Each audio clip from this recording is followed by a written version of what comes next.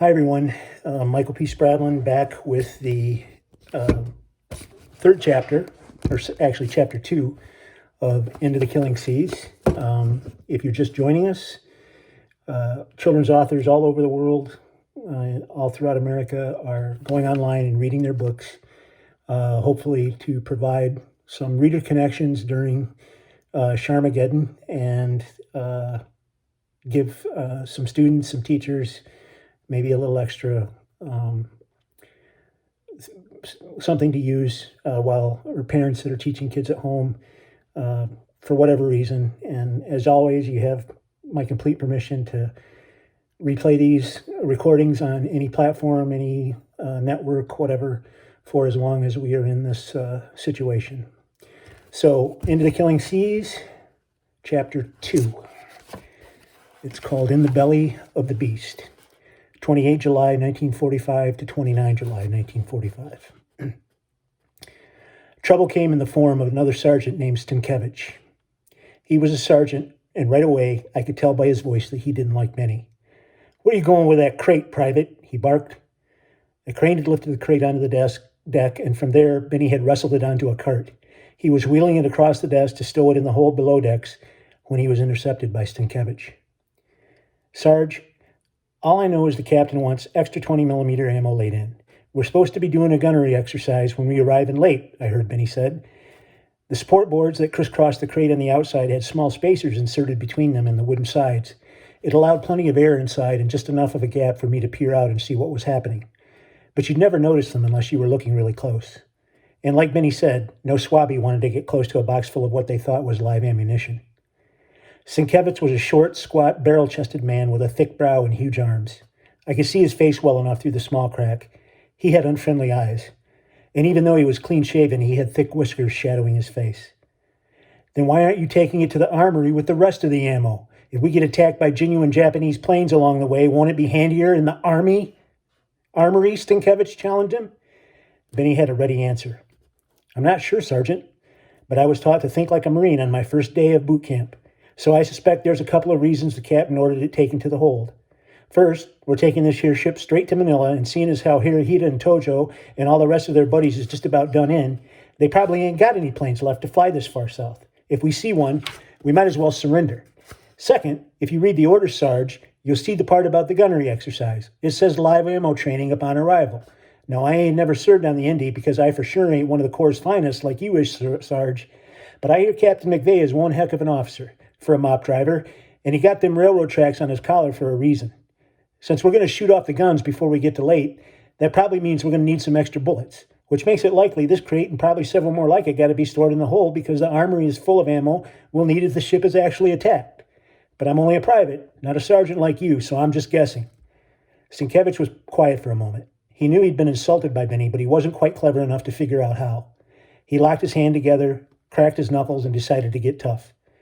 "Are you trying to get smart with me, Private?" Stankiewicz scowled, walking right up to Benny and sticking his nose in his face. The sergeant looked like a hard man and mean as a snake. It was almost like he wanted to fight. I hoped he wouldn't hurt Benny. I'd seen a lot of fights between sailors and Marines on Guam after the Americans retook the island. They could beat each other up pretty bad. Sister Mary Teresa said it was because they couldn't hold their liquor. She said they'd been fighting their way through the Pacific and that built up a lot of stress. "And they are men, after all," she'd say and roll her eyes as if that explained everything. "No, Sarge, I'm already smart," Benny said. "I'm just relaying the captain's orders is all. But if you have a problem with it, I'll be more than happy to run up the bridge and ask him where he wants me to park this here crate. I can snatch it anywhere. The galley, the geedunk, your quarters, wherever you want it, Sarge. Just say the word." "Maybe I should inspect the contents of that crate, make sure you aren't smuggling hooch or contraband aboard a U.S. Navy vessel." "Well, be my guest, Sarge. I'm sure it won't happen again, and I'm sure the captain won't mind." Stankiewicz paused, confused. I was sweating now, and not just because of the heat and the humidity. If Stankiewicz found us in the crate, he would turn us in and Benny would be in a lot of trouble. Probably they'd lock him up in the brig. At the orphanage, Benny had told us he'd spent a fair amount of time in the brig himself. "What isn't happening?" "What are you talking about, Poindexter?" he demanded, and then he called Benny a bad word.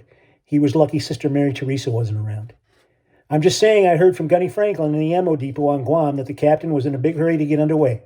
Apparently there's a lot of new crew coming on board and they're green and he wants to get in some gunnery training before we put in at late. Word is the India's going straight on to Japan after the Philippines. Gonna sail right up to Hirohito's palace and turn it into an outhouse. So I got this crate and 3 more like it I got to get stowed in the hold. You want to inspect them, be my guest. I'll just wait until you're done. I could use a smoke. On second thought, I most likely ain't going to smoke because I've seen some real bad things happen when someone forgets and grabs a cigarette around live ammo. All I ask is you tell the captain why we was late getting the extra ammo stowed away. I don't want to get in no trouble, Sarge. Benny hooked his thumb in the web belt of his khaki pants, waiting for the slow-witted sergeant to make up his mind. Sienkiewicz stood there, rubbing his chin with his ham-sized hand. Finally, he just snarled at Benny. Get moving, Private, and stay out of my hair. I mean this whole voyage. I don't like you, Poindexter, you pig-faced sack of dung. You ever look at me cross-eyed, I'll have you thrown in the brig. You hear me, Marine? Loud and clear, Sergeant. Wouldn't have it any other way, Benny said cheerfully as he grabbed the cart handle and pulled it across the deck. Sienkiewicz must have moved off to torment something else because I could no longer see him. Guy couldn't spell cat if you spotted him the C and the T, Benny whispered to us through the gate. And what a horrible poker player. Owes me $300. Thinks I'll forget about it because of those stripes on his sleeve. But Benny Poindexter, Private First Class, United States Marine Corps, don't forget nothing. You okay in there, Patty boy? What's the signal? I rapped on the lid of the crate with my knuckles, rapidly twice, then once a few beats later. That was our secret sign. In case Benny ever came to check on us, but somebody else was in the hold, he'd knock and let us know if it was safe to come out. But don't worry. Anybody coming down to the hold don't hang around long. It's too dang hot. And seeing how this crate is marked, ain't nobody going to touch it unless they absolutely have to. Them swabbies don't know which end of a gun to point at the enemy anyway. It's all they can do just to steer this bucket of bolts. We made it safely to the hold, and that's where we stayed, following Benny's instructions. He brought us fresh water 3 or 4 times the first day whenever he wasn't on duty. It was unbelievably hot and humid. There were times I thought we'd made a horrible mistake, that we'd never be able to stay in the heat another minute, and would have to crawl out of the crate where someone would discover us. Sweat stoked through our clothes. The air was still and motionless in the hold.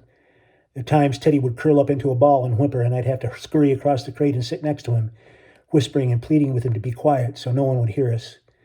I'm real sorry about the weather, boys, but we're about right smack dab on the equator, and that old sun ain't going to cool off anytime soon. But only a couple of more days and we'll be there. You'll see, he said once when he brought us water. Benny always had something positive to say. He did his best to keep our spirits up. At night, it was even worse. The temperature dropped, but the humidity rose, and we sweated even more. To make it even more unbearable, the sea grew rougher after sundown, and the ship rocked to and fro in the waves. I thought I was going to puke several times. Teddy actually did, twice. But I couldn't let him out of the crate. If he threw up on deck, someone might discover it. The crate was only about 6 feet by 6 feet by 4 feet, and the smell was awful. I knew he couldn't help it. He was scared. I was scared, too. But honestly, part of me was getting tired of always taking care of him. He wouldn't talk, not since we left Manila, and he cried all the time. When he didn't cry, he moaned. I had to drag him everywhere, force him to eat even when he wasn't hungry, and soothe the nightmares that filled his head every evening. Mom made me promise to take care of him. Benny always told me Marines don't ever break a promise, and he made me an honorary Marine. Once on Guam, when Benny was visiting the orphanage, he heard me snap at Teddy after Teddy threw the baseball through the window. He was always messing up and breaking things, and I guess I just had enough that day. Benny took me aside and gave me one of his lectures. Hey, champ, he said, ease up on the guy. A little brother needs a big brother to watch out for him. Keep him on the straight and narrow, because let me tell you something, he ain't always going to be this little. Before you know it, you two are going to be full-grown men. And then someday you might find yourself in a scrap, and who are you going to look to have your back? It ain't going to be this pipsqueak you think of as little Teddy right now.